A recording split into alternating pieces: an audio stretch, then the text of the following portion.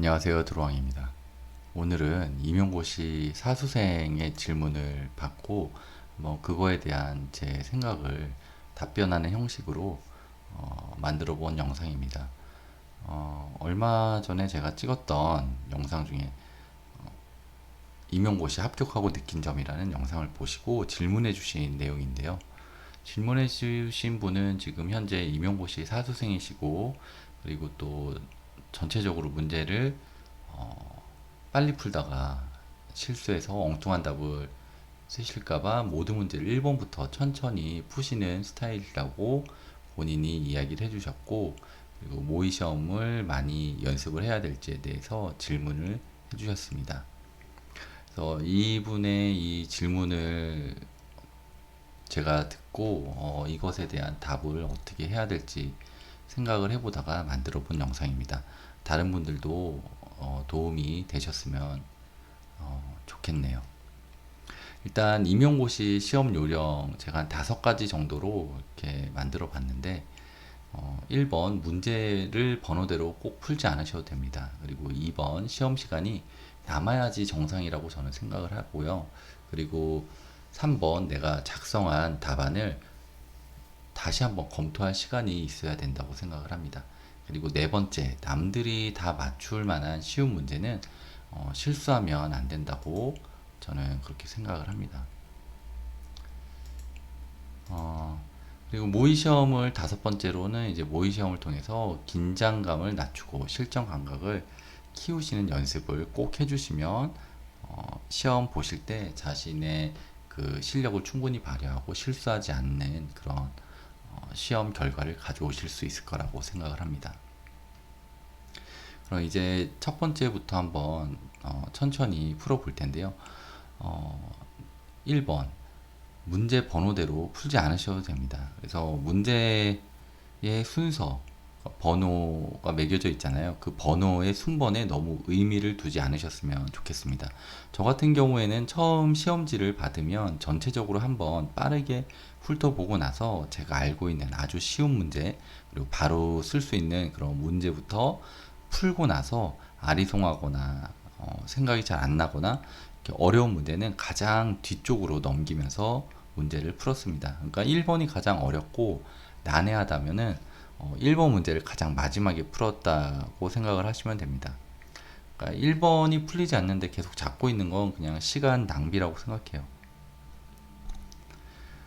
그런데 질문자님처럼 순서대로 풀다가 1번부터 어려워서 막히게 된다면 긴장감이 더 높아지게 되고, 그러다 보면 잘 쓸 수 있는 뒤에 번호도 시간이 없기 때문에 못 풀거나 실수를 할 수 있는 확률이 높기 때문에 꼭 쉬운 문제 먼저 푸시는 걸, 그리고 보통 순서, 어려운 문제 순으로 문제를 풀어 가시는 걸 추천드립니다. 그리고 두 번째로는 시험 시간이 남아야지 정상이라고 생각을 합니다. 합격할 공부 양보다 넘칠 정도로 공부를 충분히 마치셨다면 시험 시간이 당연히 남아야 된다고 저는 생각을 하거든요. 그래서 시험 시간이 모자란다는 것은 시험 준비가 아직도 조금 부족하거나 잘못된 공부 방법을 사용하시지 않았을까, 그렇게 생각이 드는데요. 전략을 아마 잘못 세웠을 수도 있을 거라고 생각을 합니다. 제가 처음 첫 번째로 얘기했던 것처럼 번호 순서대로 풀지 않고 난이도별로 문제를 푸셨는데도 시험 시간이 많이 모자라신다면 그건 시험 공부 양이 부족한 거라고 저는 생각합니다. 그리고 이제 세 번째로 제가 말씀드리고 싶은 거는, 내가 작성한 답안을 검토할 시간이 충분히 있어야 됩니다. 검토할 시간이 없다면 실수한 것을 그대로 두고 시험장에서 나오는 거라고 생각을 하거든요. 그래서 실수로 틀리지 않기 위한 방법은 시험 종료 전에 마지막 검토 시간을 두어야 한다는 것입니다. 저 같은 경우에는 아마 수험표에 간략하게 제가 어떤 내용을 썼는지까지 적어 왔었던 것 같아요. 그 정도로 시간이 남았다고 생각을 해주시면 좋을 것 같고, 그러니까 바로바로 출력이 될 정도로 충분한 공부량이 있어야 되겠고, 그리고 물론 뭐 답안을 전체를 다 그 작은 수험표에 적을 수는 없었고, 간략하게 간단한 핵심어 정도로 해서 내가 나중에 답안을 가채점 했을 때 어느 정도 점수를 맞았겠구나, 그런 유추해 볼 수 있는 만큼의 양을 핵심어 정도로 짧게 짧게 번호대로 적어 왔었던 것 같습니다. 검토라는 거는 그 실수를 줄이기 위해서 반드시 필요한 거라고 생각을 하고, 또 처음부터 정독하면서 두 번 푼다는 의미는 아니에요. 그래서 시험 출제자가 파놓은 함정이나 뭐 저희가 자주 틀리는 거 있잖아요. 옳은 것과 옳지 않은 것을 제대로 구별하지 못하고 흥분해서 긴장해서 틀리는 그런 문제들을 놓치진 않았는지 다시 한번 보는 정도가 검토라고 생각을 하시면 될 것 같고, 그리고 처음 봤을 때의 문제와 그리고 한번 한 바퀴를 돌고 나서 다시 한번 봤을 때의 그 문제에서 제가 놓쳤던 것을 발견하는 경우가 있습니다. 그래서 의외로 가장 쉬운 문제의 난이도의 문제를 끝까지 읽어보지 않고 그냥 바로 긴장하거나 흥분해서 이렇게 출제자가 파놓은 함정에 빠지는 경우가 있기 때문에, 그런 것을 방지하기 위해서는 반드시 검토해 보는 그런 시간이 필요하다고 저는 생각을 합니다. 그래서 시험이 처음 시작하면 긴장이 엄청 많이 되기 때문에 머리도 잘 돌아가지 않아요. 그래서 잠도 제대로 못 잡고 그런 뭐 여러 가지 컨디션이 안 좋을 수도 있고, 그래서 처음 시험을 볼 때 너무 긴장이 되기 때문에 잘못 읽어서 문제를 풀었을 수도 있고, 그래서 그런 것들은 이제 어느 정도 한 30분 정도, 10분, 20분, 한 30분 정도 시간이 지나다 보면 이제 긴장감도 내려가고, 이제 서서히 굳었던 머리도 이렇게 풀리면서 손도 굉장히 딱딱하게 잘 안 써졌던 그런 긴장했던 손도 자연스럽게 좀 풀어지기 때문에 끝날 무렵에 다시 한번 긴장감을 내려놓고 문제를 객관적으로 차분하게 본다면 충분히 내가 검토라고 그 출제자가 어떤 의도에서 이 문제를 냈었고, 그리고 파놓은 함정은 무엇인지에 대해서 충분히 점검할 수 있는 시간이라고 생각을 합니다. 그래서 모든 문제를 다 검토해 볼 수는 없겠죠. 그래서 전략적으로 내가 좀 어려웠거나 그리고 좀 아리송했던 문제들을 다시 한번 볼 수 있는 그런 시간이 충분히 있어야 되겠습니다. 그리고 네 번째로는 그 남들이 다 맞출 만한 쉬운 문제는 실수 없이 저도 맞춰줘야 됩니다. 남들이 다 맞춘 쉬운 난이도의 그런 문제를 제가 실수로 틀리게 된다면 합격은 굉장히 멀어졌다고 생각을 하시면 될 것 같아요.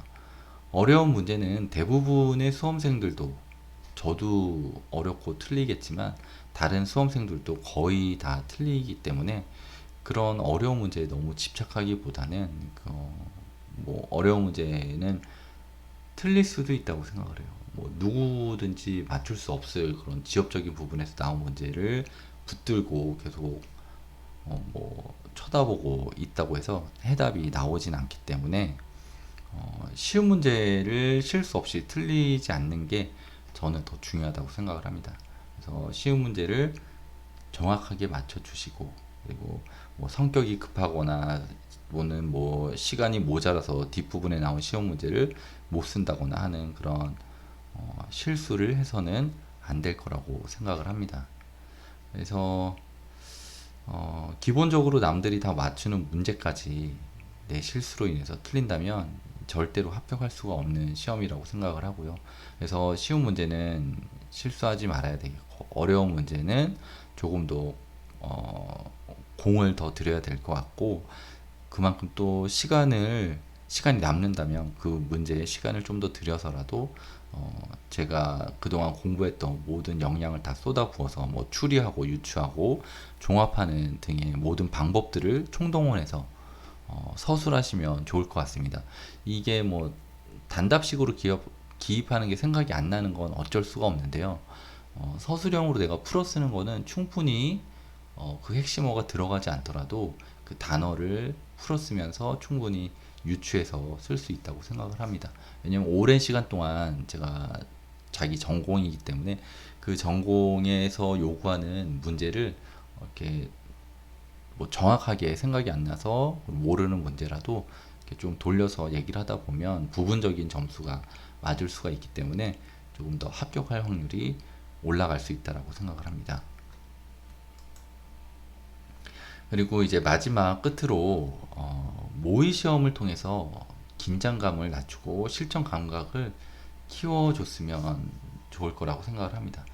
그 비록 모의 시험이지만 저 같은 경우에는 그 진짜 시험이라고 생각을 하면서 마인드 컨트롤을 하면서 그 시간 동안 실제 임용고시나 여러 가지 시험이 주어진 그 시간을 정확하게 지켜서 그때는 화장실도 가지 않고 스탑워치를 켜놓고 정확하게 그 시간을 재서 내가 시간이 얼마나 모자란지 어느 정도 한 문제당 시간이 어느 정도 소요되는지에 대해서 파악해 볼 수 있기 때문에 1년에 한 번 있는 시험이기 때문에 모의고사 없이 이 시험을 치러 간다는 건 정말 말도 안 되는 짓이라고 생각을 합니다. 모의고사는 많이 보면 많이 볼수록 좋을 것 같아요. 그래서 자기의 어떤 평균 점수도 낼 수 있고, 그리고 그 평균 점수는 한번 올라가면 잘 떨어지진 않는 것 같아요. 전체적인 영역에서 나오기 때문에. 그래서 모의고사를 중요하게 생각을 하셔야 될 것 같아요. 뭐 당연한 뭐 격언이지만 뭐 연습을 실전처럼 그리고 실전을 연습처럼이란 그 얘기가 굉장히 단순한 이야기지만 굉장히 중요한 이야기라고 저는 생각을 하고 이 부분을 꼭 실천해 주셨으면 좋겠습니다. 그래서